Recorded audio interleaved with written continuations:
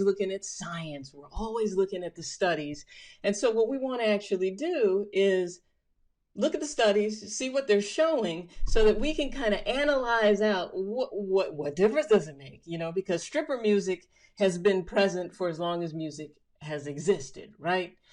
For all we know, Prince was doing stripper music. So stripper music is no big thing, but let's talk a little bit about how stripper music could impact the brain, right? So first I want to introduce you to this concept called subconscious priming. Now, subconscious priming is something that psychologists term basically when this is happening in your subconscious, so you're not really aware that it's happening. But what's happening is that 90 to 95% of our mental processing, of our brain activity, comes from subconscious priming, right?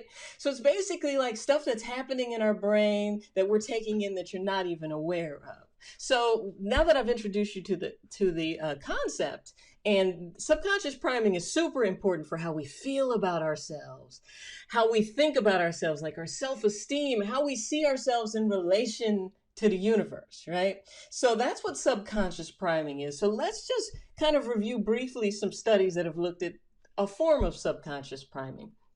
So a study comes out of Kansas State University. I wanted to put their logo up there. Hey, Vincent. What's going on? I wanted to put their logo up there specifically because I want them to get some credit for this study. So basically what they did is, and I'm not trying to bash anybody. We're trying to look at the science and figure it out together, right? So they looked at a study where they actually took the subjects. Some of them listened to the Star Spangled Banner over and over again. Oh, say, can you see by the dawn's early light, right?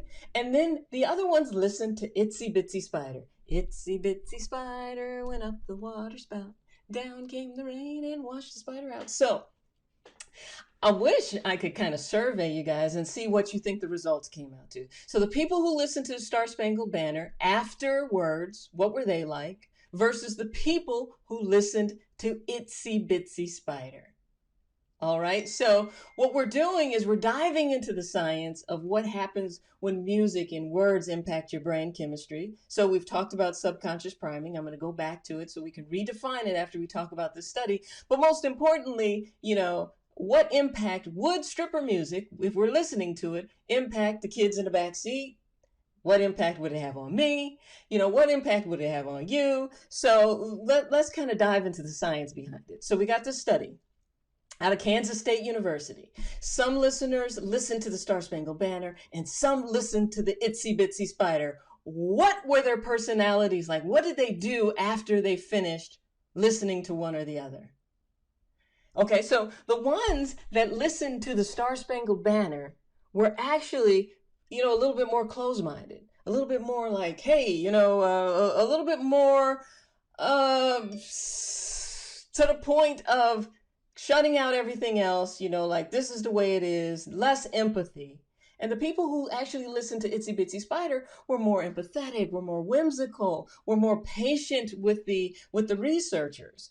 So that's not to even dive into what about the Star Spangled Banner or the Itsy Bitsy Spider makes them feel that way. But if you think about it,